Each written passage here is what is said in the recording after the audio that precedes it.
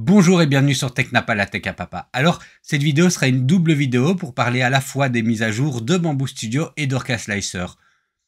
Les deux se font un petit peu un jeu du chat et de la souris pour leur mise à jour et elles sortent à peu près tous les deux en même temps. En plus, du côté de la Bamboo Lab X1, il y a une mise à jour du firmware qui rajoute quelques fonctionnalités intéressantes et je propose qu'on regarde tout ça.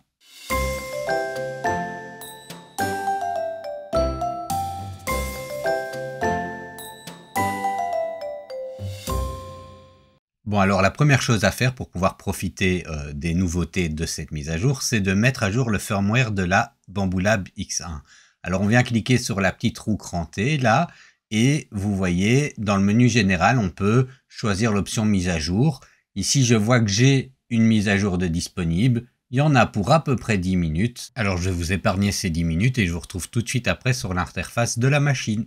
Bon, alors on regardera le patch note ensemble en détail après, mais les deux grandes fonctionnalités de cette mise à jour du firmware, c'est l'ajout du support de bobine externe comme un slot de plus dans l'imprimante. Alors, je vous montrerai ça en image tout de suite et on regardera dans le patch note. Et la seconde grande nouveauté de cette mise à jour, c'est le fait que les ventilateurs restent passifs tant que l'impression n'est pas en cours. Et ça, ça fait du bien aux oreilles et c'est bien pour la consommation. Alors voilà, c'est ce que j'expliquais. Ici, maintenant, on peut voir qu'il y a le spool holder qui est considéré comme un slot de plus comme dans l'AMS. Et d'ailleurs, l'onglet ne s'appelle plus AMS, mais il s'appelle filament. Et vous pourrez désormais gérer ça depuis l'interface de la Bamboo Lab X1 ou via la nouvelle version de Bamboo Studio. Alors les autres nouveautés de ce firmware ne sont pas très visibles sur l'interface, donc on va passer sur leur site pour aller regarder ça. Donc voilà, nous voilà sur le patch note de cette mise à jour du firmware 01.05.01.00 qui date du 26 avril 2023. Alors, quels sont les points les plus importants ? Je l'avais cité, c'est cette gestion du spool holder, donc du support de bobine, pour parler en bon français.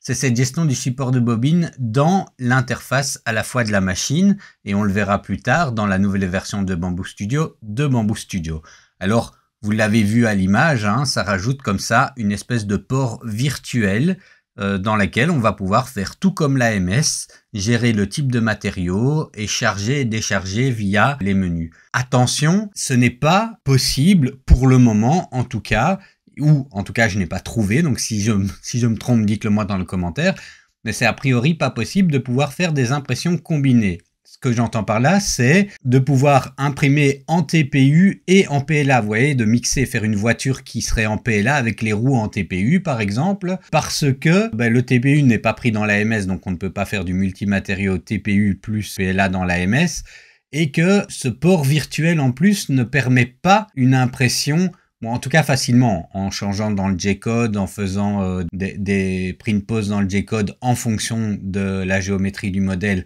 on pourrait peut-être y arriver, mais comme ça, facilement, c'est pas géré de se dire, tu commences l'impression avec le spool holder, tu continues avec le slot 1 de l'AMS. Déjà, parce que mécaniquement, il faut, la gestion du tube PTFE pour rentrer dans la machine, c'est pas la même, il faut normalement débrancher l'AMS pour pouvoir rentrer directement depuis le spool holder, sauf si on imprime une petite pièce en Y, mais voilà, c'est déjà une étape supplémentaire pour essayer de trouver une solution. Ce n'est pas du tout la solution out of the box qui est proposée ici par Bamboo Lab. Et ensuite, même si on imprimait cette petite pièce, ce n'est tout simplement pas prévu d'un point de vue logiciel.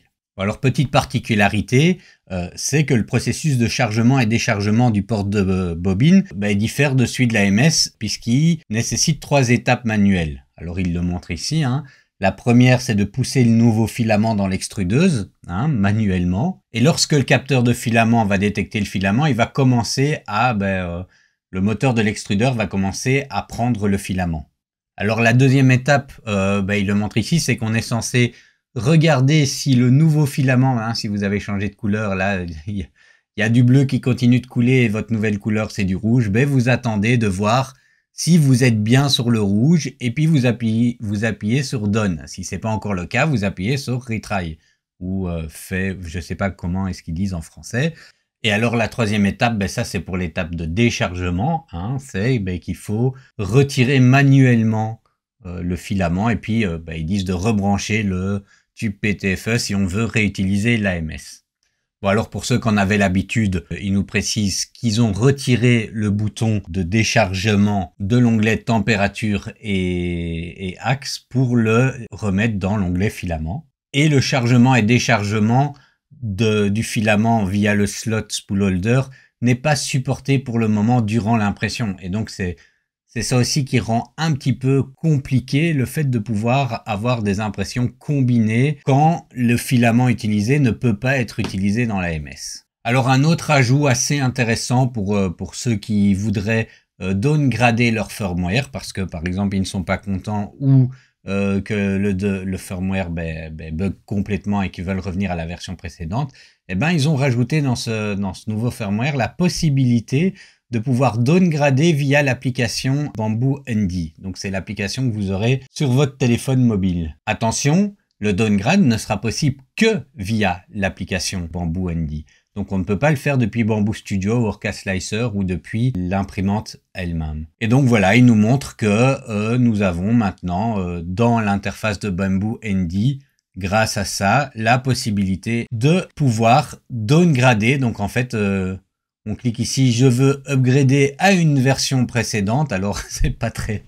Voilà, ils auraient mieux fait I want to downgrade plutôt que I want to upgrade to a previous version. Ça fait un peu, j'ai envie d'aller plus haut, plus bas. Mais bon, voilà, c'est comme ça qu'ils ont choisi. Et vous pouvez choisir une des versions précédentes. Alors une autre fonctionnalité qui est, voilà, j'imagine que c'est intéressant pour eux dans leur process d'amélioration de la qualité continue, c'est que lorsque l'impression est terminée, il va vous permettre de dire, moi j'ai quand même eu des soucis, hein, il n'a pas bien détecté la première couche, ou la détection des spaghettis c'était pas si bien fait que ça, ou j'ai eu des problèmes du filament purgé qui s'est empilé de manière excessive. Voilà, donc vous pourrez cliquer là-dessus et cliquer sur Submit et Close ou Envoyer et fermer pour informer directement Bamboo Lab des difficultés que vous avez eues avec l'imprimante. Espérons que ça serve pour eux à améliorer dans les mises à jour suivantes ces trois fonctionnalités-là. Alors, autre ajout intéressant, bien que pas fondamental, mais qui rajoute un petit peu de qualité de vie, c'est dans cet onglet filament, justement, la petite touche Reset qui permet de réinitialiser les informations liées au filament que vous avez utilisé. Alors, autre nouveauté intéressante en termes de qualité de vie, c'est que désormais l'imprimante affichera une petite fenêtre pop-up pour signaler par exemple que le TPU n'est pas supporté par l'AMS. Ça marchera évidemment qu'avec les bobines avec une puce RFID, donc les bobines Bamboo Lab. Un autre menu apparaît également si vous utilisez du filament type CF, donc en fibre de carbone, donc PACF, PLACF ou autre, de marque Bamboo ou de marque tiers, dans l'AMS pour vous signaler d'être attentif parce que ce filament peut facilement se casser ou rester bloqué dans l'AMS. Donc voilà, il vous informe qu'il faut être attentif à ça. Autre ajout encore de qualité de vie, c'est qu'ils ont rajouté un lien d'un code QR vers la page du firmware pour afficher les notes de version précédente. Comme ça, vous pouvez prendre votre téléphone et scanner le code QR tout de suite. Donc, il faut cliquer ici sur Click to View pour faire apparaître le code QR. Et voilà, c'est plus simple si on veut chercher comme ça directement les nouveautés qui ont eu lieu. Et enfin, un petit ajout à propos des couleurs existantes des filaments. Lorsque vous utilisez un filament de marque tierce, vous pourrez reprendre, si vous utilisez une bobine de filament bambou, la couleur qui est reprise dans la puce RFID pour votre filament tiers. Bon, si vraiment c'était compliqué pour vous de cliquer sur l'icône de couleur et de choisir la couleur qui est là, ou si la couleur, si vous avez un filament tiers qui a la même couleur qu'un filament bambou et que vous ne retrouvez pas dans la liste des couleurs. Et pour finir, une série de petites améliorations dont une en fait n'est pas du tout une petite amélioration, mais vraiment pour moi l'une des plus grosses améliorations qu'apporte cette mise à jour du firmware. Alors la première, c'est qu'au niveau des algorithmes, ils ont optimisé l'algorithme de détection des spaghettis. Bon, voilà, on a parlé déjà du message avant et en plus, ils améliorent un petit peu la détection. La deuxième, c'est qu'ils ont amélioré leur privacy policy, donc leur politique de confidentialité. Bon, alors je vais pas passer en détail toutes les petites améliorations, mais par contre, je voudrais revenir sur la 7e, que j'estime être l'une des mises à jour les plus importantes, enfin, ou une des fonctionnalités mises à jour les plus importantes dans ce nouveau firmware. C'est que désormais, le ventilateur de la carte mère, qui est particulièrement bruyant, ne se mettra pas en marche tant que la tête d'impression ne bougera pas. Alors concrètement, ça veut dire quoi? Ça veut dire que la machine peut être allumée tant qu'elle n'imprime pas parce que vous faites des réglages, vous installez des... Enfin bref, ça diminue largement le bruit que cette machine fait, puisque on peut dire c'est que malgré toutes ses qualités, la Bambu Lab la Bambu Lab X1 en tout cas, je ne parle pas pour la P1P parce que je ne l'ai pas, mais je pense que c'est pareil, n'est pas... Enfin, c'est une machine extrêmement bruyante. Et ceci, c'était intelligent de permettre ça maintenant, de ne pas lancer le ventilateur de la carte mère tant que la machine finalement n'imprime pas, puisque finalement, a priori, alors, on n'a pas vraiment besoin de refroidir les composants de la carte mère tant que la machine ne fonctionne pas vraiment. Mais donc voilà, c'est un point d'amélioration qui est plus qu'appréciable. Donc voilà pour les mises à jour au niveau du firmware. Passons maintenant à la deuxième partie de cette vidéo avec les mises à jour de Bambu Studio. Alors au moment où j'enregistre ces lignes, on est sur la version 1.6.2.4 qui est en fait la version 1.6.2 bêta 2. Alors allez comprendre leur logique de numérotation.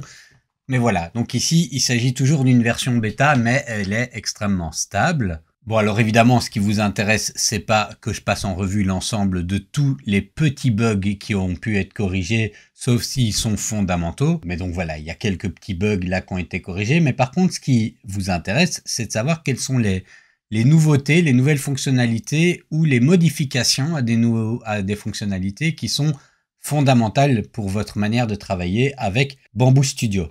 Alors un premier ajout qui peut être intéressant et utile, c'est la vérification des conflits dans les J-codes. Alors qu'est-ce que le conflit dans les J-codes? Il peut arriver que vous imprimez plusieurs pièces et que ces pièces avec les supports de type arbre ou même avec des supports normaux, ça crée des collisions. Les supports viennent rentrer dans la pièce ou se font...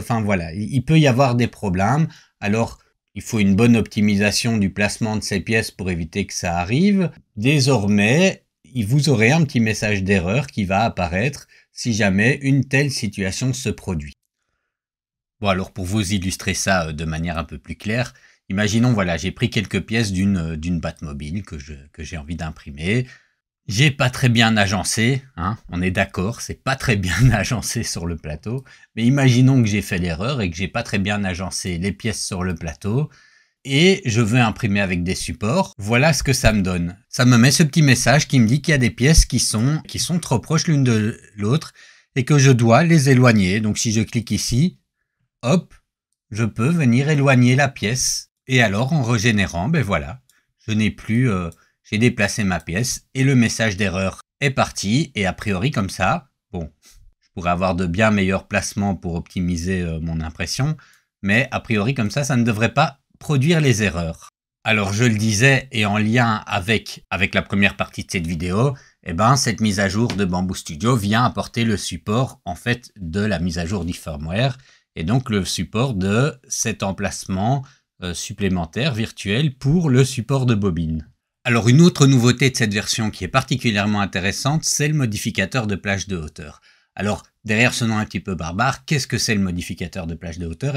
Imaginons que si vous avez une utilisation assez simple d'un logiciel ou d'un slicer, vous allez tout appliquer de manière uniforme. J'ai ici mon personnage et je dis je veux une hauteur de couche de 0,2 ou je veux que le remplissage soit de 15%.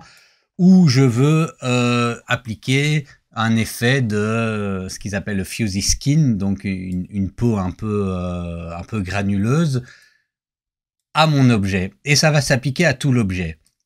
Si il est possible avec certains connecteurs, hein, si on rajoute une primitive, enfin voilà, de modifier ça, mais c'était un petit peu complexe. Et bien maintenant, grâce au modificateur de hauteur, de plage de hauteur, pardon, je viens cliquer droit ici sur mon modèle et je clique ici sur modificateur de plage de hauteur ou height range modifier en anglais et ben, je peux ici modifier en fonction de la hauteur de mon modèle des paramètres. Et donc je peux par exemple très bien me dire, eh ben en fait, bon, la tête est grosse, mais par contre le dessous est assez fin. Moi je préférais que ce soit plus solide en dessous. Donc voilà, je peux modifier ma plage de hauteur et dire que tout ce qu'il y a en dessous ici va avoir des propriétés différentes de tout ce qui est au-dessus. Alors au-dessus, il va appliquer les propriétés spécifiques de l'ensemble de l'objet. Et alors si je clique ici sur objet et que je viens là sur mes couches, en dessous, il va appliquer les propriétés spécifiques que je lui dirai ici. Par exemple, imaginons que je veux qu'il soit un peu plus solide, donc je rajoute un peu de mur et puis un remplissage à 30% par exemple. Et bien maintenant, si je fais le découpage, il va faire la différence dans le G-code entre ces deux parties sans les séparer physiquement. Hein, c'est vraiment au moment de l'impression, il fera un remplissage plus dense dans la partie inférieure et il fera plus de périmètre sur l'objet dans la partie inférieure que dans la partie supérieure. Ça peut aussi être très intéressant si vous voulez lester vos choses.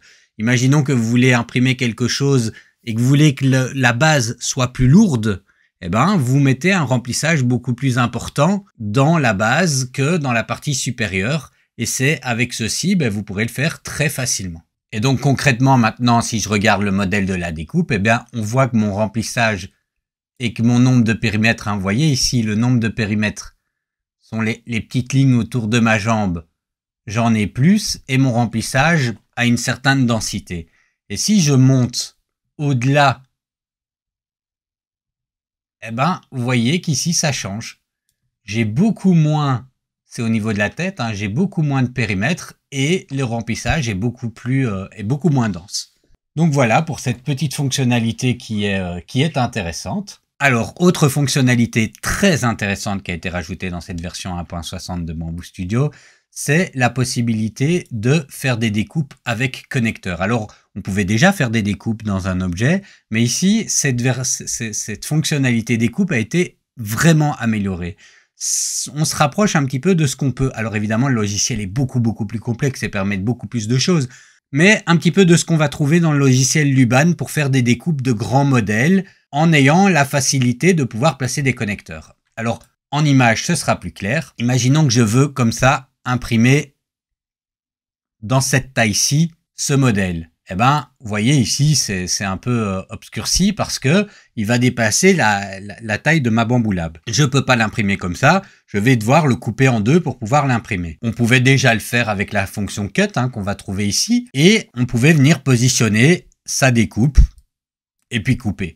Alors, c'était déjà intéressant, mais ça offre un petit peu l'inconvénient que lorsque vous recollez les morceaux, vous pouvez avoir un petit décalage, vous savez pas exactement, enfin ça demande beaucoup de précision et donc pour ça, quand vous voyez dans les figurines résine ou autres, imprimé en petites pièces, c'est souvent fait avec un connecteur. Donc on va faire un trou dans une partie de la pièce, une petite barre qui sort dans l'autre partie et ça permet comme ça de positionner précisément les pièces les unes au-dessus des autres. Alors ici maintenant c'est très facile, donc on est toujours dans notre fonction cut.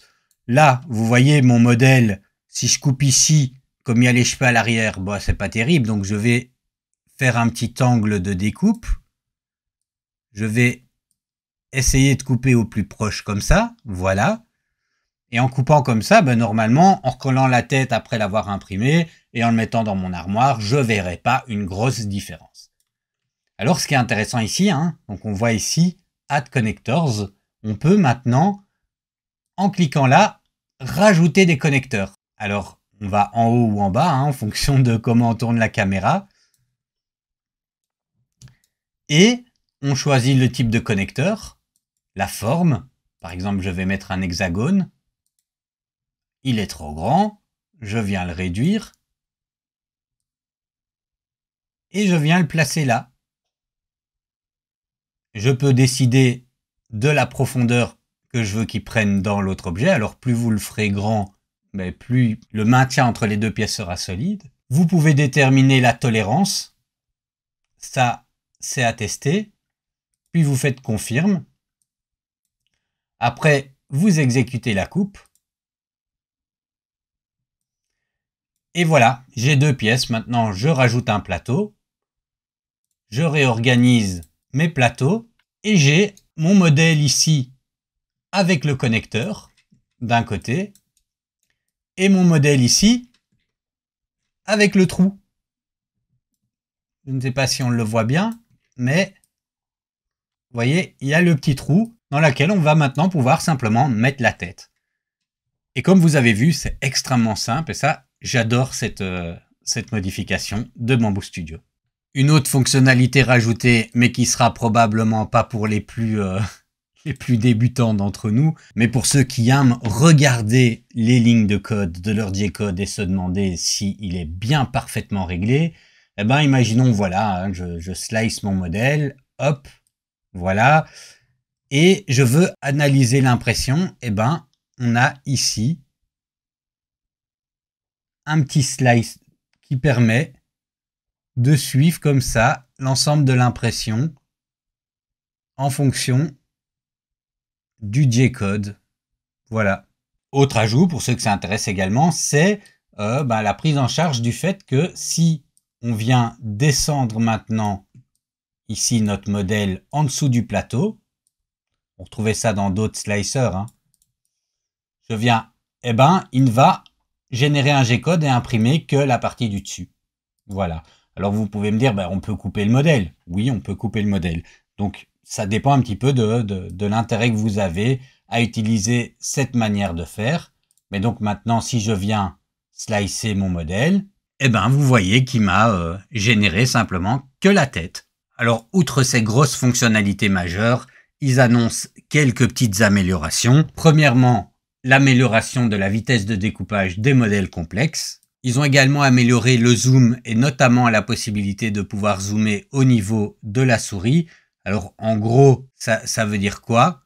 Eh ben, ça veut dire que, imaginons que pour le moment je zoome, eh ben, il va zoomer à peu près n'importe où, là, au milieu du plateau. Et moi, j'aurais aimé zoomer là-dessus. Alors, comment est-ce que ça se fait maintenant? Eh ben, on va dans les préférences. On clique ici sur Zoom to Mouse Position. Et maintenant, si je zoome ici, eh ben, ça va zoomer sur ce bonhomme-là. Si je zoome là, ça va zoomer sur cette partie-là. Si je zoome là, ça zoome sur les pieds. Alors, autre petite amélioration, c'est qu'il supporte désormais l'édition du texte après qu'un texte ait été rechargé sur un fichier 3MF. Bon, voilà, hein, ça rajoute un peu de qualité de vie. Autre chose qui est très intéressante, c'est la prise en charge désormais du ralentissement sur les porte-à-faux quand on utilise le générateur de murs Arachné, ce qui permet de garantir de meilleurs surplombs quand on utilise ce moteur-là. C'est toujours quelque chose de sympathique. Alors, ils ont amélioré la finesse des supports de type arbre. Donc, si on voit avant, ils étaient un peu bruts. Maintenant, ils sont un peu plus courbus. Donc, voilà, c'est une amélioration qui est intéressante. Ils ont également rajouté 2 motifs d'interface pour les supports. Et ils précisent que les deux sont plus solides et supportent de plus larges porte-à-faux. Alors, désormais, il retiendra les paramètres les plus récents en matière de bed leveling, flow, calibration et le timelapse pour améliorer notre expérience utilisateur.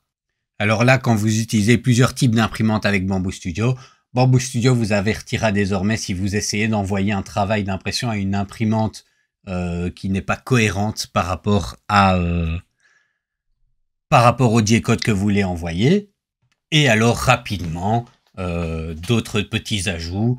Il utilise désormais par défaut le type de support arbre hybride, donc qui associe à la fois des supports de type arbre pour les parties les moins géométriques, on va dire, enfin pour les parties les plus florales, et des supports de type normaux pour les parties les plus géométriques, afin de garantir un meilleur succès pour les pièces ordinaires. Voilà, alors vous pouvez tout à fait changer ça, mais c'est le modèle par défaut. Il améliore l'avertissement au niveau des supports, enfin, ou du besoin de support, quand il voit des porte-à-faux ou non. Il réduit le tremblement possible de la tête d'impression dans une vidéo de time-lapse.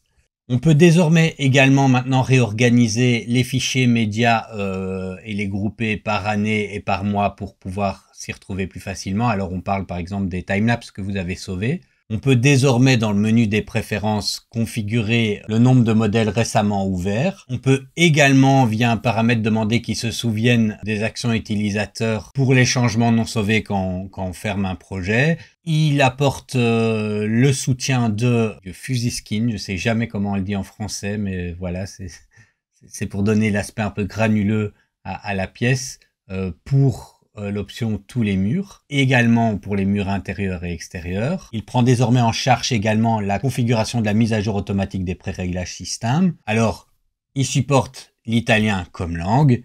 Et enfin, ils ont optimisé l'icône d'humidité pour l'AMS.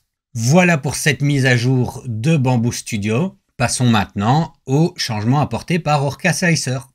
Bon, alors c'est là que les choses deviennent compliquées, puisque habituellement, Softfever et maintenant Orca Slicer suivaient les mises à jour de Bamboo Studio, mais ici, Bamboo Studio est toujours en version bêta. Donc, Orca Slicer qui sort sous le même numéro de modèle, c'est-à-dire 1.6.2, que Bamboo Studio qui est également désormais en bêta en version 1.6.2, n'intègre pas les améliorations apportées par Bamboo Studio.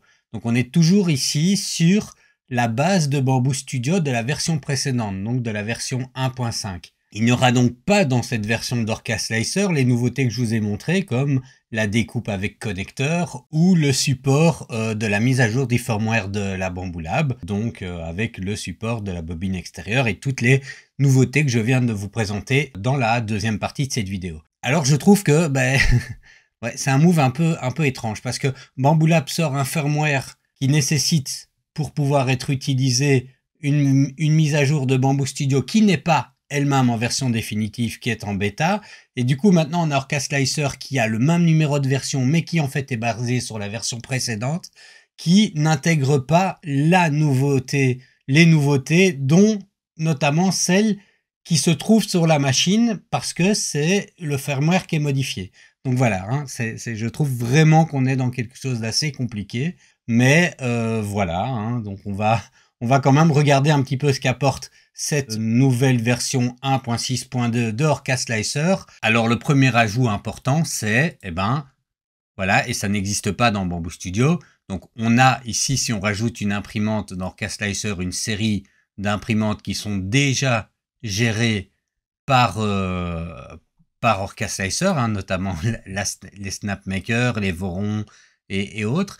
Désormais, on peut créer un profil custom. Donc, on choisit si on la veut en Clipper. Alors, il y a une petite erreur de traduction ici. Si on veut qu'il y ait une imprimante qui tourne sous Clipper ou sous Marlin, avec une buse de 0.4, et puis après, on change tous les paramètres soi-même. Donc, Orca Slicer reste quand même toujours maintenant intéressant pour ceux qui utilisent d'autres types d'imprimantes que la Bamboo Lab X1. Je ne conseillerais pas, vu la mise à jour du firmware, d'utiliser pour le moment Orca Slicer par rapport à la version 1.6.2 bêta de Bamboo Studio si vous possédez une Bamboo Lab X1. Alors si on vient encore regarder au niveau des imprimantes qu'on peut rajouter, on voit qu'ils ont rajouté ici Orca Arena X1 Carbone. Alors qu'est-ce que c'est que ce truc ? En fait, si on lit les patch notes, ils disent que c'est un profil intégré avec des paramètres de la Bamboo Lab X1C, mais pour les imprimantes Clipper. Voilà. Donc, si vous êtes intéressé et si ça vous concerne, c'est une fonctionnalité supplémentaire pour vous. Alors, ils annoncent également une amélioration du dégradé de vitesse dans le G-Code Viewer pour une meilleure lisibilité. Donc, voilà, c'est toujours intéressant. Et enfin, et donc voilà, c'est vraiment une mise à jour assez courte en ce qui concerne Orca Slicer, une correction de quelques bugs, voilà, que je ne vais pas forcément détailler, hein, que vous retrouverez dans le patch note, que de toute façon je mets en description. Et il supporte également 2 nouvelles imprimantes. Une imprimante que je connais pas du tout, c'est Kit SK Tank, mais voilà. Et alors les profils pour les imprimantes KiDi, ou pour certaines imprimantes KiDi, et quelques corrections de traduction. Voilà, ben c'est tout pour cette vidéo. Elle est déjà bien assez complète, je pense. J'espère qu'elle vous aura suffisamment intéressé. N'hésitez pas à la partager, liker, commenter, vous abonner. Et je vous dis à la prochaine vidéo.